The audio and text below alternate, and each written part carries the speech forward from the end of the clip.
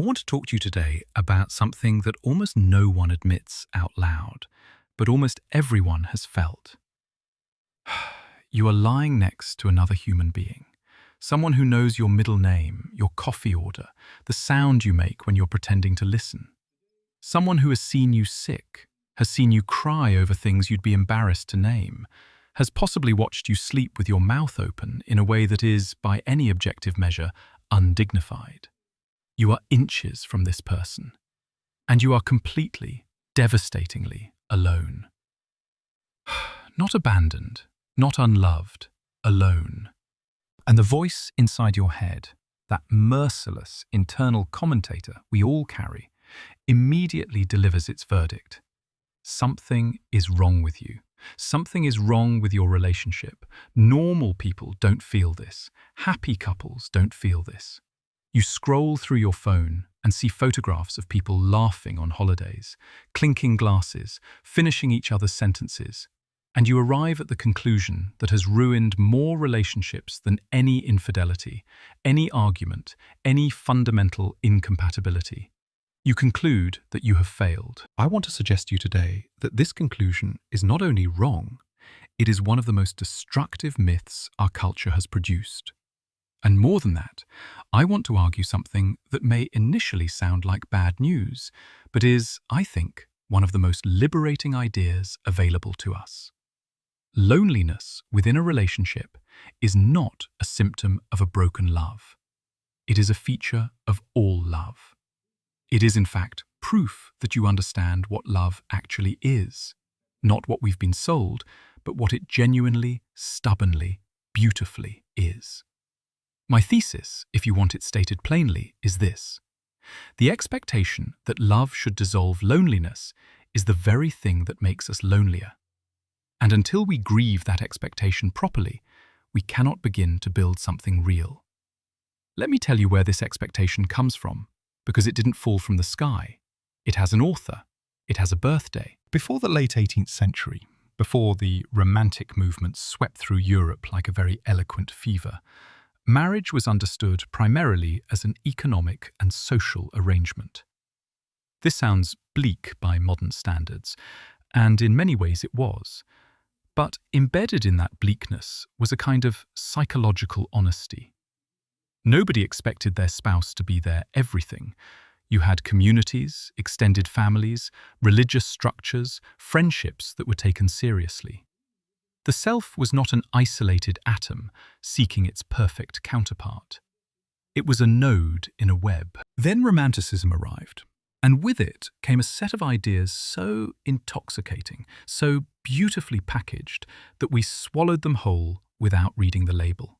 The Romantics told us that somewhere out there exists your soulmate, a person so perfectly attuned to your inner world that in their presence the fundamental separateness of human consciousness would dissolve. They would understand you without explanation. They would complete you. They would be, as the poet Novalis put it, the answer to the riddle of existence. The philosopher Schopenhauer, writing in this same era but with considerably less optimism, observed that what we call romantic love is largely the will of nature disguising itself as personal feeling. We believe we are choosing freely. We are, in fact, being chosen by instinct, by evolutionary pressure, by the oldest biological programs we carry. He was being provocative, as Schopenhauer tended to be, but he was pointing at something real, that we mistake the intensity of early desire for evidence of deep compatibility. And then we are bewildered when the intensity fades and we discover we are still, despite everything, alone inside our own skulls. Here are the myths, stated plainly. The first, that the right partner will instinctively understand you. The second, that loneliness in a relationship is evidence of incompatibility. The third, that other couples have solved this problem and you uniquely have not. The fourth, perhaps the most damaging, that if you have to explain your needs, the explanation itself proves that something is missing. Why do these myths appeal? Because they are beautiful, because the alternative, that love requires constant, effortful translation between two genuinely different beings, sounds exhausting and unromantic. We want to be known without the labor of making ourselves known. I understand the appeal. I have felt it myself. But here is the problem. When you build a relationship on the premise that real love means perfect understanding, every moment of misunderstanding becomes evidence of failure. And misunderstanding, I promise you, is constant. Let me be honest with you now, because this is where the lecture gets uncomfortable. We do not know ourselves. I mean this seriously, not as a rhetorical flourish. We are, as a species, profoundly opaque to our own interior lives. We tell stories about why we feel what we feel, and these stories are often, not sometimes, often wrong. Think about the last time you were genuinely angry with your partner. Was it really about what you said it was about?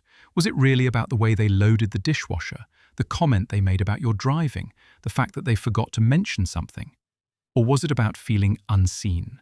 About a fear that you are not enough, about something that happened 20 years ago in a house that no longer exists? This is not a comfortable question. We don't like to admit that our reactions are frequently translated versions of older wounds. But attachment theory, developed by John Bowlby and later expanded by researchers like Mary Ainsworth, tells us something that should by now be common knowledge, but somehow still lands like a revelation. The emotional patterns we learn in childhood become the template for every intimate relationship we have as adults. We are not blank slates choosing freely. We are archaeologists digging in a site we didn't design. If you grew up with a parent who was emotionally present sometimes and unavailable other times, warm one afternoon, distant the next, there is a strong probability that you learn to associate love with uncertainty. That the chase, the not quite knowing, the slight anxiety of, are they there for me, came to feel like love itself. And so, in adulthood, you find yourself inexplicably drawn to people who replicate this feeling. The person who is reliably kind and present can seem somehow boring, somehow lacking in romantic charge. The person who keeps you slightly off balance feels electric. I've noticed this pattern in my own life and in the lives of almost everyone I've observed closely. We seek not what is healthy, but what is familiar. And familiar very often means a love that comes with a particular quality of loneliness built in. Here is a scenario I suspect some of you will recognize. You are at a dinner party. You are sitting next to your partner. The conversation is flowing, people are laughing, and you look at them. Really look at them, and you feel a sudden, vertiginous sense of distance. Who are they, really? Do they know who you really are? And then the feeling passes, and you refill your glass and tell yourself it was nothing. But it wasn't nothing.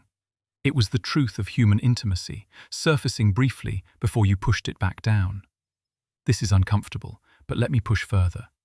We expect our partners to read our minds, not metaphorically, literally. We give signals, we hint, we perform sadness or withdrawal, and we wait to be noticed and correctly interpreted. And when we are not, when our partner asks cheerfully how your day was, while you're in the depths of something they haven't detected, we feel not just lonely but betrayed. How could they not see? How could they not know? But consider what we are actually asking. We are asking another person, with their own fears and wounds, an entirely separate nervous system, to navigate the labyrinth of our inner life without a map. And then we are angry when they can't. You lock yourself in the bathroom and say nothing's wrong and mean the opposite, and your partner stands on the other side of the door genuinely confused, and the loneliness in that moment is not proof that you chose the wrong person. It is proof that you are both human. La Rochefoucauld, the French moralist, a writer of devastating precision, observed that self-love is the greatest flatterer of all. We are so absorbed in our own experience that we cannot quite believe others are not equally absorbed in it. The loneliness in a relationship is, in part, the loneliness of having a self, of being a subject in a world of other subjects. Here is the liberating part. And I want you to actually hear this because I think it is genuinely freeing rather than merely consoling. The ancient Greeks did not have a single word for love. They had several. Eros for passionate desire, philia for friendship and deep companionship, storge for familial affection, agape for a kind of unconditional, willed love. They understood, with admirable clarity, that these were different things requiring different cultivation. They did not expect a single relationship to contain all of them simultaneously at maximum intensity. We have collapsed all of these into one word, one institution, one person. We have asked our partners to be our best friend, our passionate lover, our intellectual companion, our emotional support system, our co-parent, our financial partner, our adventure companion. And we have decided that if they fail at any of these roles, if there are evenings where you sit together and talk about nothing that matters, if there are weeks of flat, unromantic routine, then the whole edifice is suspect. What if we looked at this differently? What if the goal were not to eliminate loneliness, but to make it bearable, to share it even? Kierkegaard, who was, it should be noted, not especially good at romantic relationships himself, which perhaps qualifies him to comment, wrote that the most common form of despair is not knowing you are in despair. He meant that we suffer most acutely not from obvious crises, but from the quiet, unexamined assumption that our life is missing something essential. The loneliness we feel in relationships is often this kind of despair, unexamined, unnamed, and therefore untreatable. Name it, and it changes. When you can say to yourself, I feel lonely right now, not because my relationship has failed, but because I am a person with an interior life that cannot be fully shared. Something shifts. The loneliness doesn't disappear, but it stops being evidence of catastrophe and becomes something more like weather. Here is another reframe, and I mean this with full seriousness. Accepting that you are lonely in your relationship, that this is normal, that your partner is also lonely in ways they perhaps cannot articulate. This acceptance is the beginning of genuine intimacy. Not the Hollywood version, but the real version. The version where you turn to each other, not because you expect the loneliness to be dissolved, but because you prefer to be lonely together than apart. No one is easy to live with. I want to say this clearly.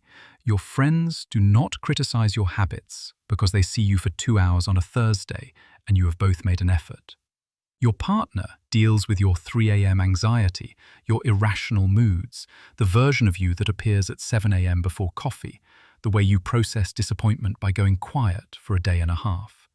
And you deal with theirs. This is not romantic love failing. This is love succeeding, stubbornly, against the considerable odds of 2 separate human beings sharing a life. So what do we do with this? Because philosophy without application is just elegant complaint. First, stop trusting your instincts about what loneliness means. The instinct says, this feeling is a signal that something is wrong. Challenge that instinct. Ask, is this loneliness pointing to a genuine problem in this relationship, or is it pointing to the inescapable condition of being human?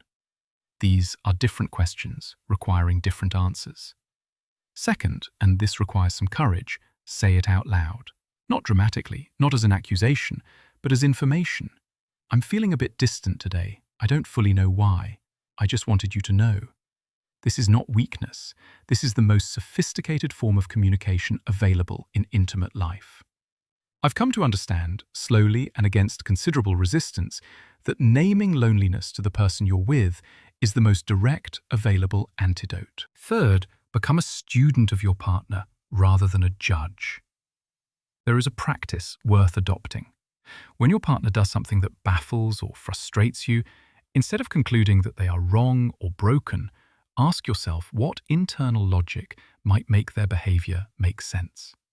Not to excuse everything, but to stay curious rather than adversarial. The philosopher's phrase for this is hermeneutic generosity, the willingness to interpret the other charitably, to assume meaning before assuming malice. Ask yourself regularly, have I actually told them this, or am I expecting them to know? Have I explained what I need in this moment, or am I testing whether they can detect it? These are not rhetorical questions. They are diagnostic tools. And finally, give yourself permission to fail at this. Relationships are not engineering projects with solvable problems. They are ongoing improvisations between two people who are themselves changing in a world that keeps changing around them. There will be weeks of genuine warmth and weeks of the particular flatness that long intimacy sometimes produces. Both are part of the same thing. Love is a skill. It is not an instinct, and like any skill, it must be learned, practiced, corrected, and returned to with patience after every failure. Let me leave you with this. The loneliness you feel in your relationship is not a verdict. It is not a sentence. It is, if you allow it to be, an invitation to know yourself more honestly, to speak more courageously, to extend to another person the generosity of seeing their loneliness alongside your own. Two people in a relationship are not puzzle pieces that fit together seamlessly to form a complete picture. They are two separate, somewhat mysterious, frequently confused human beings who have decided, and this decision is remarkable when you think about it, to face their confusion in the same direction. Real love, the love worth having, is not the absence of loneliness. It is the agreement to sit with loneliness together, to name it without panic, and to go on choosing each other, not because the other has solved the fundamental aloneness of existence, but because their company makes that aloneness more interesting, more bearable, more human. Kierkegaard wrote that anxiety is the dizziness of freedom. I want to suggest that loneliness in love is the dizziness of genuine intimacy, the vertigo of being truly close to another person while remaining inescapably yourself. That dizziness is not a problem to be solved. It is a sign that you are paying attention. It is, in its strange way, a gift. Be gentle with yourself. Be gentle with the person next to you. You are both, I promise, doing better than you know.